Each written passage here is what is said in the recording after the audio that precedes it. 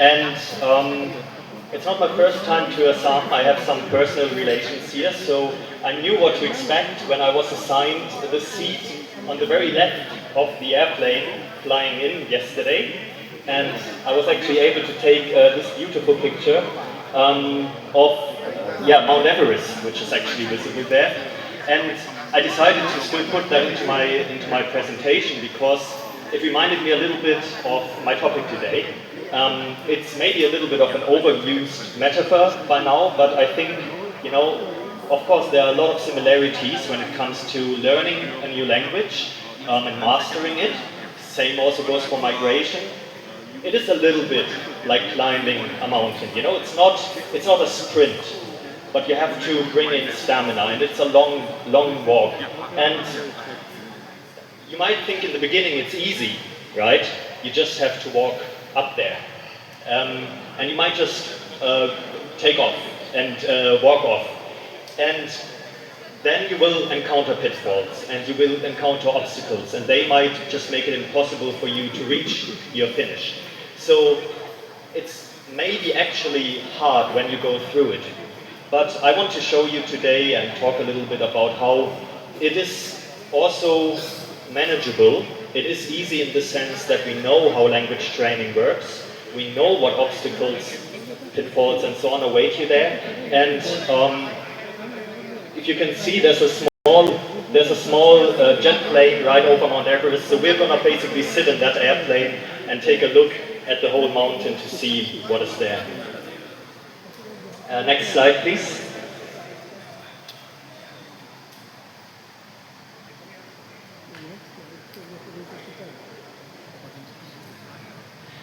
So let me first again just quite quickly dive into why learn German, and we can immediately move on to the next slide. There are many reasons why you would want to learn German. There's a lot of hobby learners, right? They want to read Goethe, they want to read Schiller, they want to read the old German classics. Can we move on to the next slide? But there's a very practical reason for everyone who wants to migrate to Germany. And this is visa and recognition purposes. So I've just kind of sketched out here a few of the professions in Germany that are maybe interesting to people from India, and what kind of a language level you need to reach there, right? So the levels A1 up to C2, these are the language levels as defined by the common framework of reference for languages in Europe. And I've just shown here, so for example, an A2 level, which is basically like the late intermediary, the late beginner stage. You need, if you want to get a visa for recognition of your qualifications under the visa for skilled workers, right? So this is already like a minimum requirement. But it moves up much further if you want to go for other purposes. If you want to do a dual vocational training in Germany, which is, you know, very, very popular nowadays and becoming increasingly more popular in India, you actually usually require B1 language skills in order to get to Germany and start your vocational training. We have, if you want to work as a nurse in Germany, as a fully recognized nurse, which is obviously one of the biggest professions coming from India, you need B2 language skills, which is already the late intermediary stage. So basically you are able to speak, you know, to interact in most situations in everyday life and also in your job more or less, you know, fluently. And so this is a big challenge. Even higher up are the medical doctors. In most cases, they need to show C1 language skills in order to be able to fully practice in Germany, right? And for those interested in going abroad to Germany to study, we have for bachelor, a lot of the bachelor university courses, those that are not English-speaking or international programs, you often have to show at least B2 language skills, sometimes even going up to C1. So there's a lot of reasons why you need to learn German if you want to go to Germany simply for legal purposes.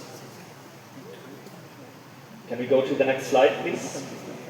But I want to kind of pitch you that this is not the only reason why you should look at like learning German, and we've heard this a little bit before. Learning German is also important just for your everyday life, for you personally, to have a good experience if you go to Germany, right?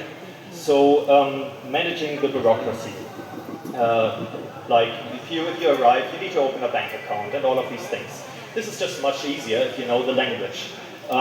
You want to integrate over there, right? So make friends, acquaintances, communicate with your co-workers, fellow students, be able to really, you know, settle there and feel comfortable in this other country.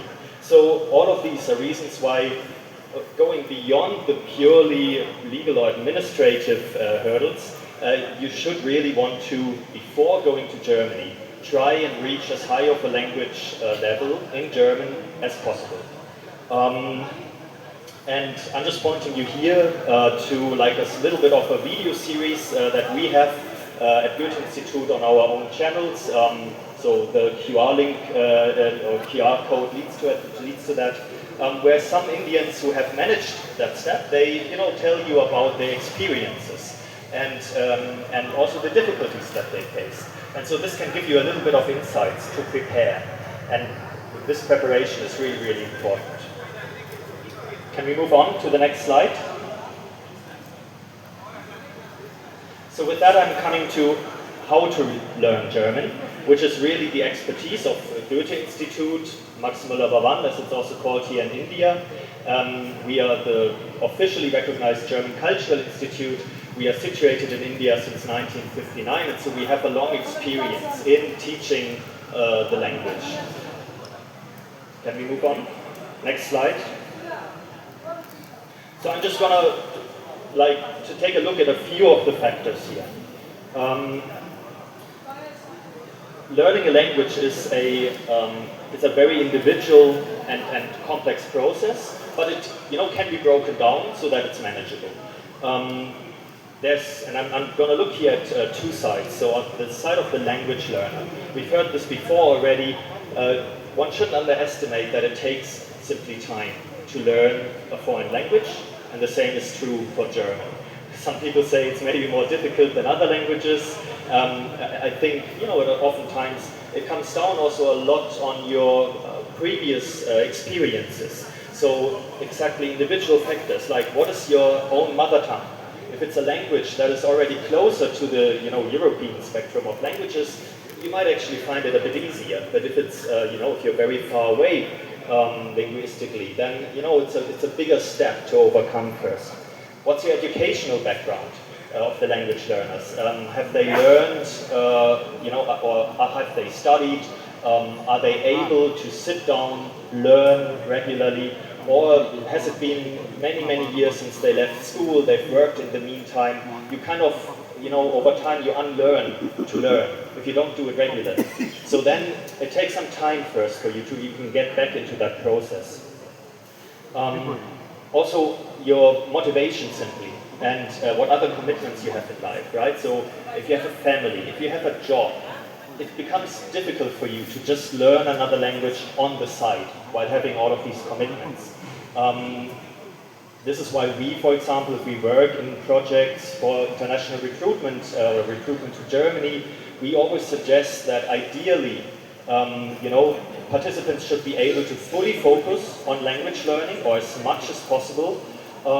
This way, they also are able to really more quickly find success on this path, which also keeps up the motivation, right? And this can, to enable them to fully learn, this can, for example, be done by giving stipends to participants, so they don't have to work during that time to, to basically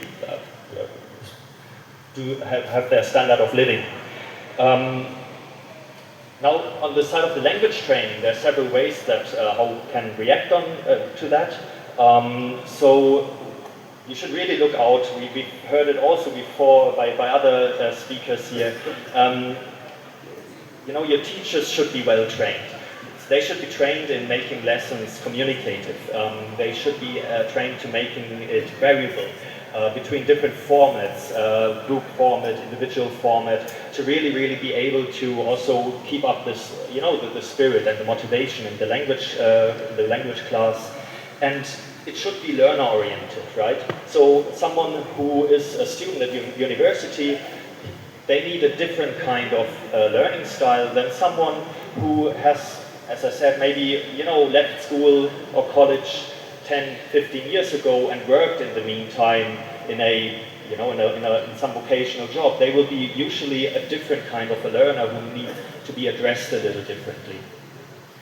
Very importantly, you need to practice all the skills, right? Not just focus on one skill. So speaking, reading, listening, writing, all of this needs to be practiced, and all of this goes in tandem. You should not just prepare for the exam, not just be like, okay, I need B1, and I'm just gonna learn by heart what is needed for B1.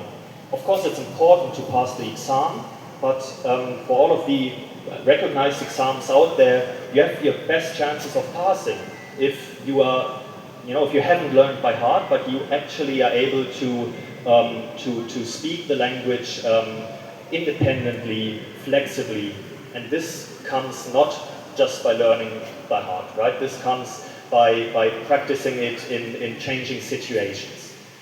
And also very importantly, you should also look out for cultural aspects as part of the language learning.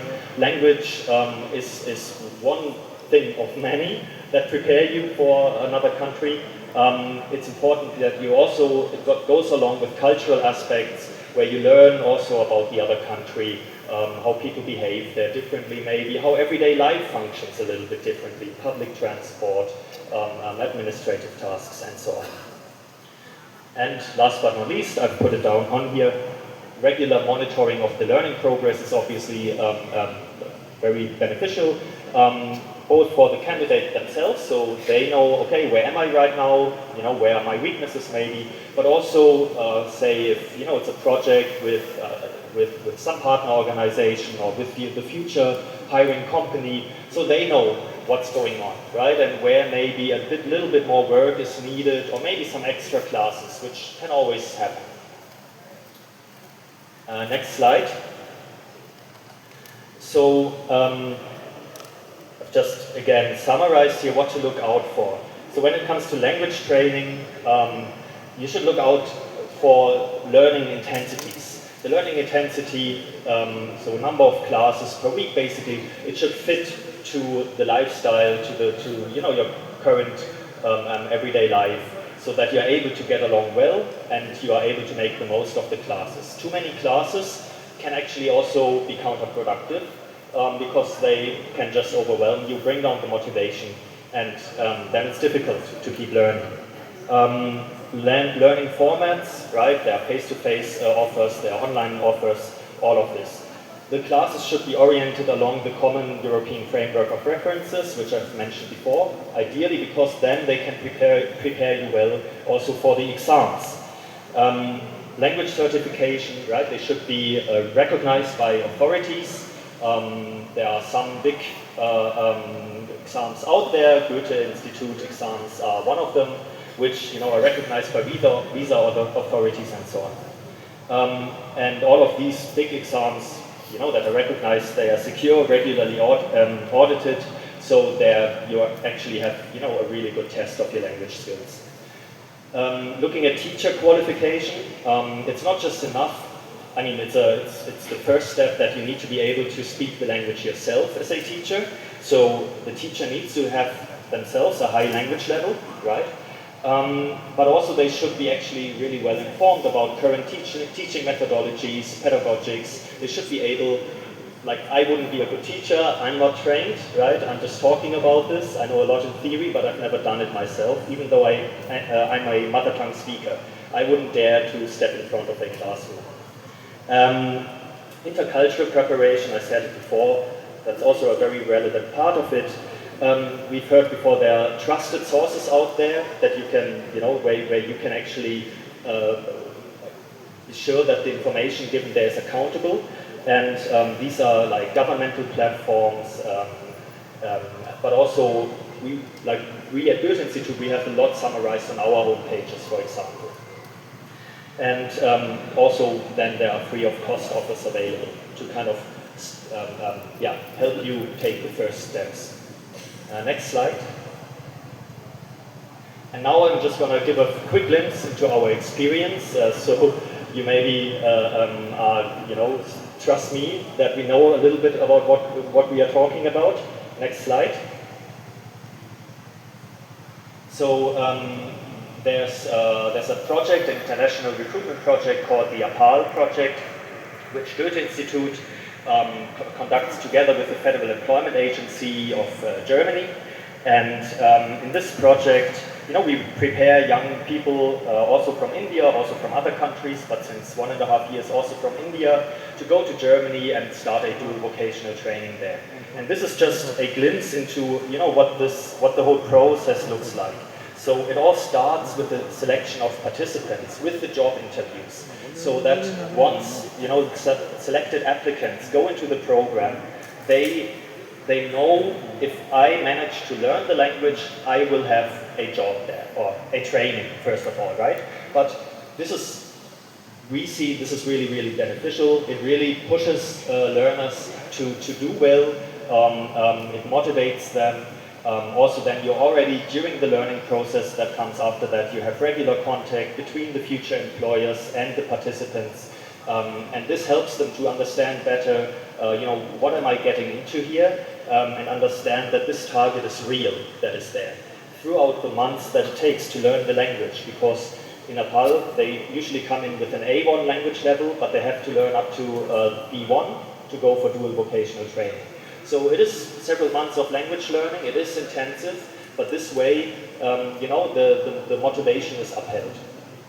And also very importantly here, they get a lot of support also in everything else that is required, which is very important also in international recruitment, to help them with things like the visa process, with recognition procedures. There's a lot of things, administrative tasks you have to look out for, and if a candidate is all on their own in this, they can be quickly overwhelmed, right? So support by experts who know how all of this is done and who can help them with the documents and everything is just invaluable. And after they move to Germany, they continue, right, with the language learning during the vocational training to really set them up to integrate long-term in Germany, of course only if they want to. There are no binding clauses. If they want to return to India, they can. But the goal is obviously to even have them stay in Germany for multiple years after they've completed their training, so they can contribute to their companies, to the economy there as workers, and build for themselves, a good life there. And next slide. And this is just, a glimpse into some of the first candidates who have made it through this program. It's just always nice then also to see the success stories of people who have been able to go through it successfully. Next slide. And with that, I'm gonna come to my end. We have 6 institutes, 4 centers in India. They are all basically in the big metropolitan hubs, but we are also actively trying to reach out to organizations both in Germany and in India to expand our offers of language training, language certification, teacher training and intercultural preparation into more and more areas, and also more into the smaller cities, Tier 2, 3 and the rural areas. We are looking at tying up with state governments here, with colleges. It was mentioned before, how can we implement language training in institutions here in India on a long term, and it was rightly mentioned by Kapil Verma that this has to be done through faculty in the institutions themselves who are employed there and who are well qualified. And we offer our services also. We have experience in teacher training, and to make this happen, right? To basically build up these long-term sustainable language training opportunities in institutions within India, not only within our own institutes. And with that, I thank everyone here for listening.